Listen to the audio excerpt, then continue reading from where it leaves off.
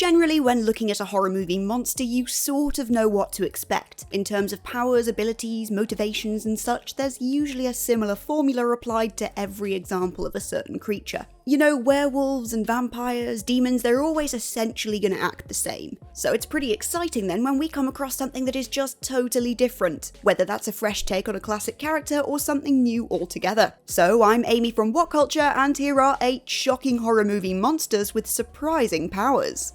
8. Sputnik, the parasitic alien. The real beauty of the alien in Sputnik is its careful operation. It has this sort of cleverly executed chaos that leaves its host completely unaware of the presence in their own body. Returning to Earth after a space expedition, cosmonaut Konstantin is carrying within him an alien being. As he sleeps, the beast emerges and feeds on humans, which admittedly isn't great, but Konstantin is none the wiser for a while. Not only does the alien have the power to seamlessly hide within a human host, making itself a very unintrusive guest indeed if you don't count all the eating people, it's also smart enough to make itself useful. This alien is able to rapidly heal its host and eventually make their body dependent on it. For example, Konstantin was injured in his crash landing back to home terrain, but with the assistance of his outer space body buddy, he's back on fighting form quicker than ever humanly possible. So not only is the alien shocking in its cool hide-and-seek approach to Earth invasion, you also have to be just a little impressed by its forethought. 7. Wounds, the cheek tenant. Now, I'm not one to recommend an Armie Hammer movie under any circumstances, so just accept this entry for what it is and don't feel pressured to watch the movie. The monster in question for this entry doesn't actually have a physical form that I can describe. It instead lives inside a human host, a cheek to be more specific. After a group of college kids summon an otherworldly presence, it takes up residence in a festering facial wound. From the weird goings-on, we can deduce that this beast is capable of hypnotism, of operating portals to other worlds, parroting voices or controlling people like puppets under its influence, and even of manifesting physical substances and creatures. We don't exactly know where it came from, what its intentions are and how it does all this, only that it wants a stronger host and it's capable of doing all sorts of stuff to obtain that. Also, it inexplicably seems to really like teeth. The thing has got a lot of skills on its resume, and so inevitably the film ends with it getting its way and moving into its new host. As this host happens to be Armie Hammer though, we can only assume the sequel will start with it immediately leaving and going back to where it came from, because good god, nobody wants to be near that. 6. Case 39. The Succubus Child. Traditionally in folklore, a succubus appears as an attractive woman who seduces men, luring them away to suck the life out of them, literally. There's even a specific succubus in lore named Lilith. She hunts and seduces men before killing them with a kiss. Case 39 took a different approach then to this lore by featuring Lilith the succubus as just a little girl. The film's Lilith feeds on energy in line with lore, but doesn't do it in the same way. She doesn't just generally feed off energy for one, she feeds off specific emotions. For example, she can feed off the kindness of her foster carer Emily just as easily as she can feed off the fear of her victims. In order to evoke the fear she wants to snack on, she can materialize things that make her victims scared. She's able to implant false memories in brains, able to make people hallucinate to the point of hysteria. Just with one phone call, she induces a psychiatrist to kill himself, having him see hornets pour out of his body and swarm him. It's an interesting take on the succubus that I'm not really sure fits with the folklore, but at least this power is pretty versatile and cool. 5. ABCs of Death 2. T is for torture porn. This one's a bit of a classic in the ABCs of Death, in my opinion. It's straightforward and effective, and it resolves itself almost as quickly as it began. The setup to this short shows a woman doing an interview prior to participating in an adult film. The men behind the cameras and around the set are cruel and rude, and the woman appears shy and embarrassed. The power dynamic appears to put all control in the men's court. One man grabs her face and roughly handles her, sticking his fingers down her throat until she gags, all while the rest of them just laugh. We feel sorry for her. She looks as though she's scared and like she'd never stand up for herself. We were, however, very wrong. Completely out of left field, she reveals she's no regular woman and in fact is some kind of monster. Huge tentacles burst from between her legs, attacking and killing the men in the room. Her eyes lit up, the room bathed in red light, she uses her tentacles to choke and strangle the cameramen, laughing the whole time just like they did at her. Yeah, safe to say, none of us saw that coming. 4. Mirrors. Weaponizing your reflection.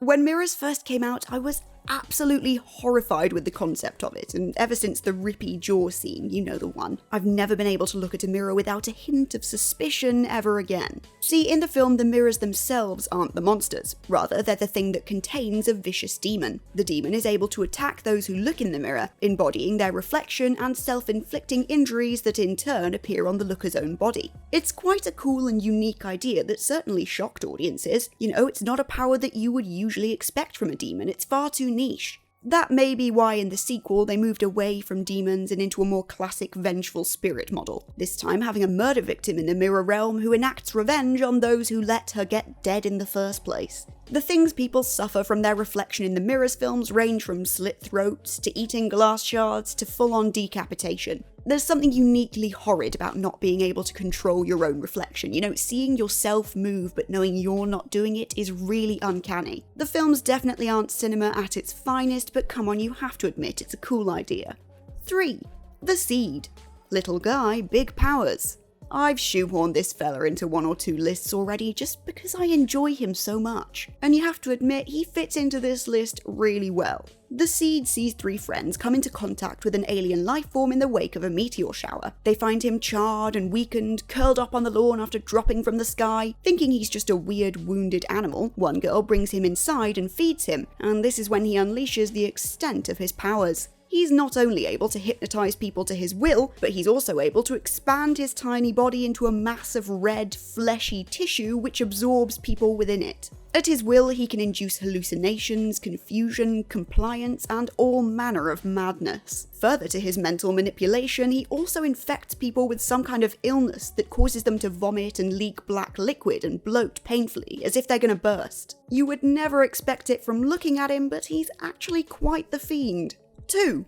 Impetigor, the Hungry Ghost. Throughout most of the film, there's no monster to blame for Impetigor's events. Instead, they're the result of a curse enacted by a regular human. For decades in a remote town, babies are born without skin. The curse started when a father sacrificed 3 little girls in order to heal his own daughter who was born skinless. His daughter, however, was born that way because of a curse put specifically on her mother, who was pregnant through having an affair. Well, it sort of worked because the guy's daughter was healed and moved out of the village, but then every baby began being born skinless. You have to have messed up big time in fixing one curse to accidentally inflict it on the rest of the entire village. At the film's end, the shaman who cast the original curse on the adulterous woman kills herself after her son does the same. The curse that scarred the village for years is lifted, but now the shaman is dead, her spirit still lives on. Babies can be born with skin now, but not if she has anything to do with it. Now a monstrous spirit, the end of the film reveals that the shaman is now able to retrieve fetuses from in utero and devour them. As a ghost, I think I'd want the ability to fly or read minds or something, but her face at the end tells us that she's pretty satisfied with her power to rip out fetuses and chomp on them. 1. Ghost Shark. Nowhere is safe. Now, you've definitely heard of people being afraid to get in the bath after watching Jaws for the first time, which I always thought was ridiculous for a number of reasons, the most obvious of which being that Jaws famously was limited to one section of the ocean. He was never in your bathtub. Well, if you're after a film to validate all your washroom wildlife fears, then Ghost Shark is here to help.